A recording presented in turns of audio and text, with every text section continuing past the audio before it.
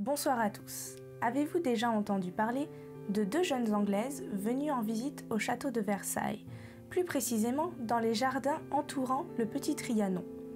Ces deux femmes ont été victimes de présences paranormales apparemment lors de leur première visite. Nous allons découvrir les moindres détails de cette affaire dans ce nouveau JTR.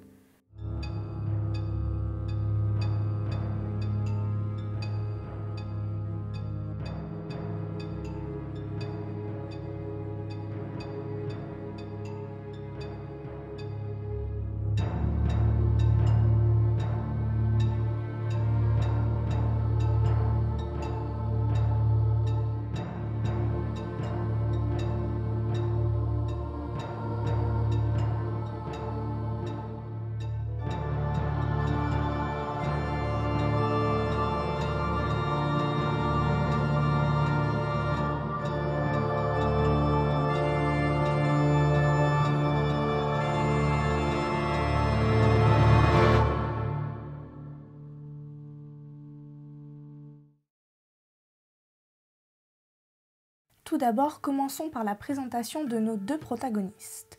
La première étant Madame Éléanore Jourdain et la seconde Madame Charlotte Anne Moberly. Charlotte Anne Moberly, dite Anne Moberly, était écrivain sous le nom d'Elizabeth Morrison. Née le 16 septembre 1846 et morte le 7 mai 1937. Éléanore France Jourdain, connue sous le nom de plume de France Lamont, née en 1863 et quant à elle décédée en 1924. Ces deux jeunes femmes anglaises, alors en visite à Paris pour un bref séjour, décident de visiter le château de Versailles ainsi que ses jardins. Nous sommes alors le 10 août 1901, quand nos deux jeunes anglaises, Anne et Éléanore, se perdent dans les jardins de Versailles à la recherche du Petit Trianon. C'est à ce moment-là que toutes deux se sentent oppressées. Toutefois, aucune des deux ne décide alors d'en parler à l'autre.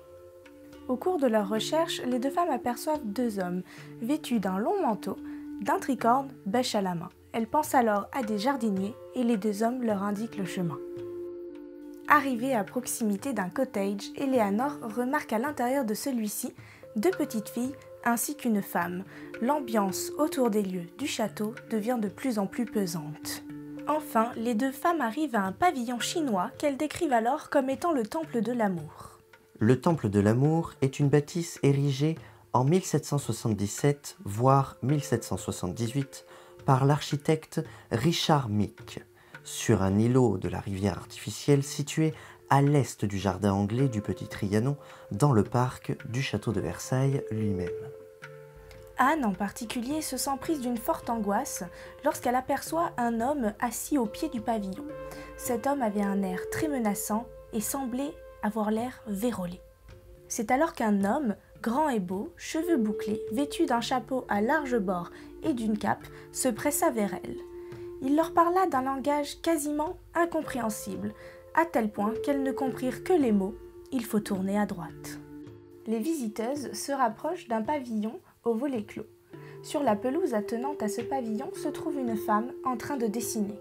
Vêtue d'un style très singulier, une robe quelque peu bouffie, un fichu vert ou une sorte de petit tissu et d'un chapeau blanc. Alors que la femme lève la tête vers elle, Anne ressentit un malaise très désagréable, comme la sensation que leur présence dérangeait. À hauteur de la maison suivante, une porte s'ouvre. Un jeune homme en sort. Celui-ci ressemble à un serviteur. Les deux jeunes femmes, prêtes à s'excuser, persuadées d'être sur une propriété privée, se trouvent fort dépourvues lorsque le jeune homme les conduisit directement au Petit Trianon. C'est quelques jours plus tard seulement qu'Anne, toujours oppressée et angoissée par l'irréalité de Versailles, décide d'en parler à son acolyte Éléanore. Les deux femmes s'interrogent alors mutuellement sur ce lieu comme étant hanté. Toutefois, ce n'est que 3 mois plus tard, quand Éléanore se décide à rejoindre Anne à Oxford, où elle poursuit ses fonctions de directrice, qu'elle décide d'enquêter un peu plus sur ces différents personnages rencontrés à Versailles. Le fait que seule Éléanore ait vu les petites filles et la femme intrigue. Anne, quant à elle, est la seule à avoir vu la dessinatrice. Anne a justement vu un portrait de la reine Marie-Antoinette par Werth Müller et la reine ressemble fortement à la femme qui dessinait sur la pelouse. Les deux femmes se renseignent auprès d'une Française et celle-ci leur informe qu'une rumeur court depuis longtemps sur la présence de fantômes à Versailles, mais surtout celui de Marie-Antoinette. Éléanore, ayant soif de savoir, décide donc de retourner seule à Versailles en 1902. Les lieux lui semblent très différents. Elle apprend alors que la reine Marie-Antoinette se trouvait au Petit Trianon le 5 octobre 1789 lorsque le peuple marcha sur Versailles. Le 2 janvier de cette même année, elle a toujours des impressions bizarres. Elle essaie notamment de se remémorer une musique afin de pouvoir la faire identifier. On finit par lui assurer qu'il s'agit d'un style des années 1780. Nous sommes maintenant 2 ans plus tard, en 1904. Les deux femmes se décident alors à retourner au château de Versailles pour de nouveau visiter les jardins attenant au Petit Trianon. Au cours de cette visite, elles se rendent compte qu'une charrue a disparu et qu'un petit pont qu'elles avaient même traversé n'est plus présent dans les jardins. Elles découvrent même que les 2 hommes qu'elles avaient pris pour les jardiniers portaient des costumes similaires à la garde suisse de la reine. De plus, la porte d'où était sorti le serviteur est close depuis bien longtemps. Elles arrivent même à déterminer que l'homme au visage vérolé se trouve être le comte de Vaudreuil. Le comte de Vaudreuil, ou plus précisément, Joseph Hyacinthe François de Paul de Rigaud. Né à Saint-Domingue le 2 mars 1740 et mort à Paris au Palais du Louvre le 17 janvier 1817, il est connu comme étant le possible amant d'une amie de la reine, Gabrielle de Polignac. Au cours de leurs recherches, les femmes déterminent alors que ce dont elles avaient eu accès étaient des reliquats de la mémoire de Marie-Antoinette. Ces reliquats, elles auraient pu y avoir accès grâce aux orages électriques qui ont été déterminés par Météo France ce jour même de leur première visite. Suite à différents échanges avec la Société de recherche psychique, les deux femmes décident de publier un récit en 1911. Elles vont alors publier ce récit sous le nom de Frances Lamont et d'Elizabeth Morrison. Anne Adventure, réédité en 1913 et en 1924, obtient un franc succès avec 11 000 exemplaires vendus en 1913. Pour ce qui est de la réalité, malgré les louanges de la Société de recherche psychique, les deux femmes se font très vite rironner car beaucoup d'erreurs historiques sont présentes dans leur récit. D'emblée, l'hypothèse de la confusion due à des facteurs psychologiques et physiques, par exemple chaleur et fatigue, est posée, sûrement des hallucinations.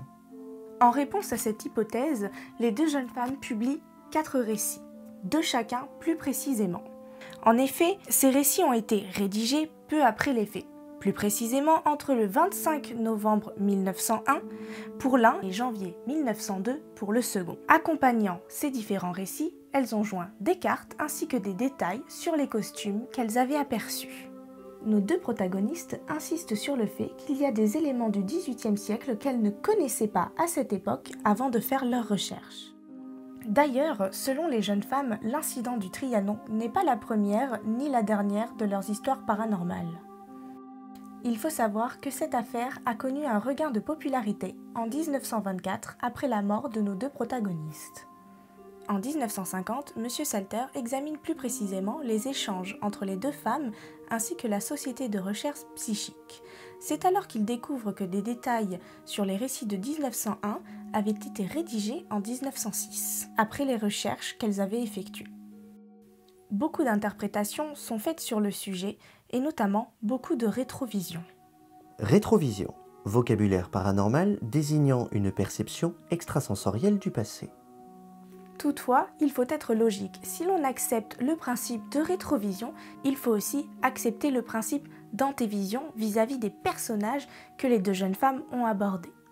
En effet, si elles avaient abordé ces personnages et qu'elles avaient discuté avec elles, les personnages se seraient interloqués sur la différence de tenue par rapport au XVIIIe siècle et au XXe siècle où elles sont à présent.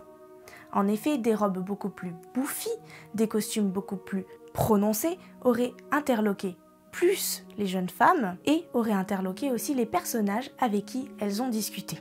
Et elles vont écrire un livre qui s'appelle An Adventure, qui est paru donc un peu plus tard, en 1907, qui a été un énorme succès outre-Manche et outre-Atlantique, un petit peu moins en France, mais elles sont devenues des stars, si je puis dire, ces deux demoiselles. Et ce qui est très extraordinaire, parce que bon, on s'est beaucoup moqué d'elles aussi, bien entendu, mais ce qui est très extraordinaire, c'est que plus de 50 ans plus tard, on a découvert à la bibliothèque municipale de Versailles, dans un certain nombre de fonds d'archives qui étaient peu utilisés, on a découvert des plans présentant un pavillon chinois qui est exactement conforme à la description qu'elles avaient donnée en 1907.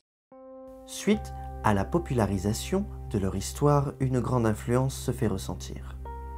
La famille Croc, qui ont habité dans les alentours de la ville de Versailles de 1907 à 1909, affirme avoir vu la dessinatrice en 1908 dans les jardins de Versailles.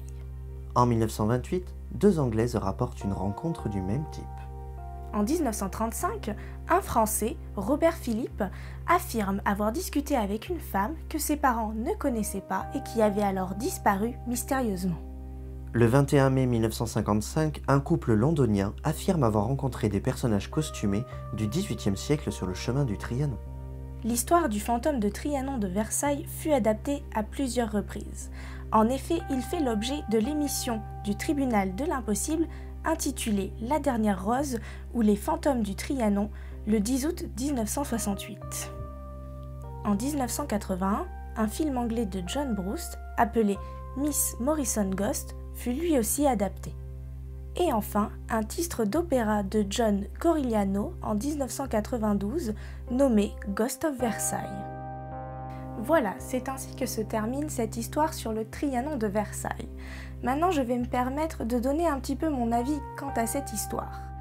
Selon moi, je ne dirais pas que cette histoire est inventée de toutes pièces, mais qu'il s'agit bien d'une hallucination due à la chaleur et à la fatigue.